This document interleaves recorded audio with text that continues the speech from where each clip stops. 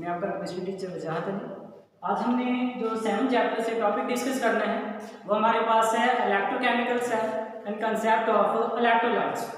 Electrochemical cell क्या होता है? इलेक्ट्रोकेमिकल सेल बेसिकली एक ऐसा सिस्टम होता है जिसके अंदर दो मेटेलिक इलेक्ट्रोड किसी भी इलेक्ट्रोलाइट के सोल्यूशन के अंदर डिप किए जाते हैं और उन दोनों इलेक्ट्रोलाइट्स को हम एक बैटरी के साथ क्या कर देते हैं, कनेक्ट कर देते हैं। बेसिकली इलेक्ट्रोकेमिकल सेल जो होता है ये इलेक्ट्रिक चार्ज स्टोरेज डिवाइस होती है जिसके अंदर इलेक्ट्रिकल चार्ज को क्या किया जाता है, स्टोर किया जाता है। तो डेफिनेशन की बात करते हैं, electrochemical cell is a system in which two electrodes are deep in a solution of an electrolyte which are connected to a battery.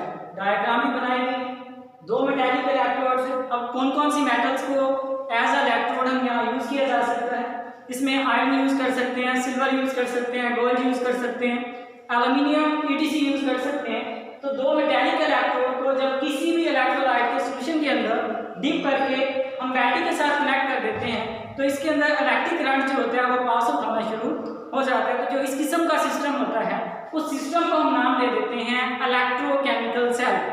Electrochemical cells की अगर हम टाइप्स की बात करें, there are 2 types of electrochemical cell. कौन कौन सी 2 types? उसमें इलेक्ट्रोलाइटिक सेल होता है और दूसरी जो टाइप है हमारे पास गैल्वेनिक सेल।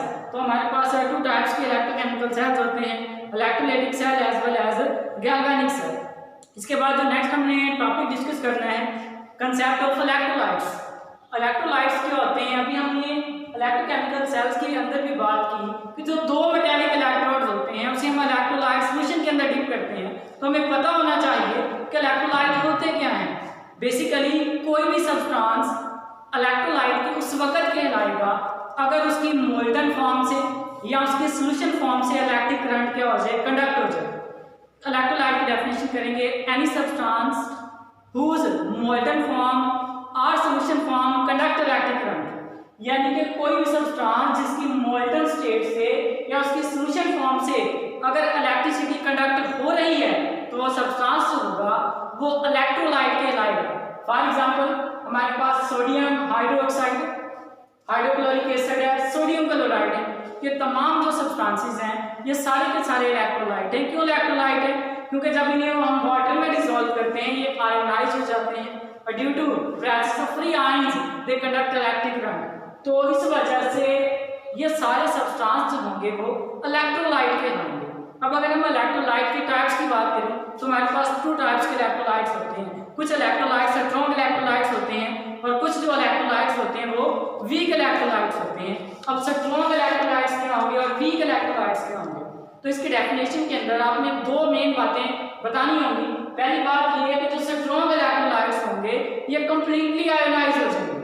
जब स्ट्रॉन्ग इलेक्ट्रोलाइट कंप्लीटली आयोनाइज होंगे तो ये मोर आयंस प्रोड्यूस करेंगे। तो डेफिनेशन भी यही बनेगी, those electrolyte which ionizes completely and produce more ions in aqueous solution are called strong electrolytes. अगर स्ट्रॉन्ग इलेक्ट्रोलाइट्स की हम एग्जांपल्स की बात करें तो उसके अंदर हमारे पास sodium chloride, sodium hydroxide, sulphuric acid, hydrochloric acid. तो स्ट्रॉन्ग इलेक्ट्रोलाइट की हमने बात की, those electrolyte which ionizes completely and produces more ions are called strong electrolytes। इस तरह अगर हम वीक इलेक्ट्रोलाइट की बात करें तो इसी के रिवर्स बात करेंगे। इसमें हमने कहा completely ionize होंगे, जबकि जो वीक इलेक्ट्रोलाइट्स होते हैं they don't completely ionize। दूसरी बात हमने कहा कि जो स्ट्रॉन्ग होंगे ये more ions प्रोड्यूस करेंगे, तो जो वीक इलेक्ट्रोलाइट होंगे they produce less number of ions, ये कम ions प्रोड्यूस करेंगे। इसका मतलब ये हुआ कि जब ये कंप्लीटली आयोनाइज नहीं होंगे, ये कम आयंस प्रोड्यूस करेंगे तो ये इलेक्ट्रिसिटी को भी as compare to strong electrolyte less conduct करेंगे। यही रीजन है कि इन इलेक्ट्रोलाइट्स को हम वीक इलेक्ट्रोलाइट्स का नाम दे देते हैं।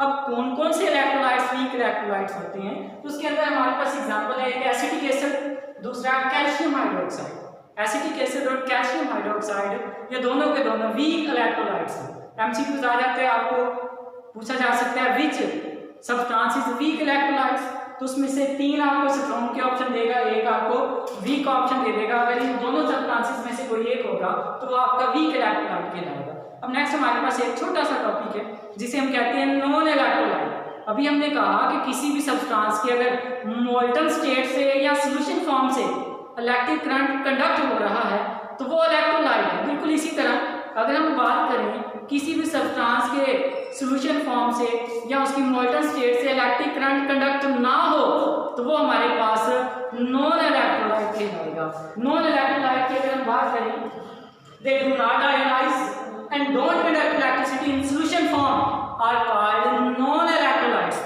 नॉन इलेक्ट्रोलाइट्स की अगर हम एग्जांपल की बात करें, हमारे पास शुगर सॉल्यूशन, शुगर को, चीनी को अगर हम वाटर में डिसॉल्व कर दें, उसका सॉल्यूशन प्रिपेयर कर लें, अगर हम उसके अंदर से इलेक्ट्रिक करंट पास आउट करना चाहें तो इलेक्ट्रिक करंट पास आउट नहीं होगा। रीजन क्या है? Because sugar is a non electrolyte. Non electrolyte मतलब कि वो इलेक्ट्रिक करंट को कंडक्ट नहीं करेगा।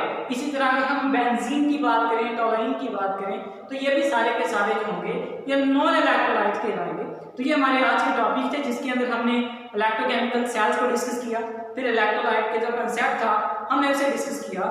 अगर इन टॉपिक्स के अंदर आप लोगों को कोई भी कंफ्यूजन हो तो आप मुझसे व्हाट्सएप पर कॉन्टैक्ट कर सकते हैं। अल्लाह हाफिज़।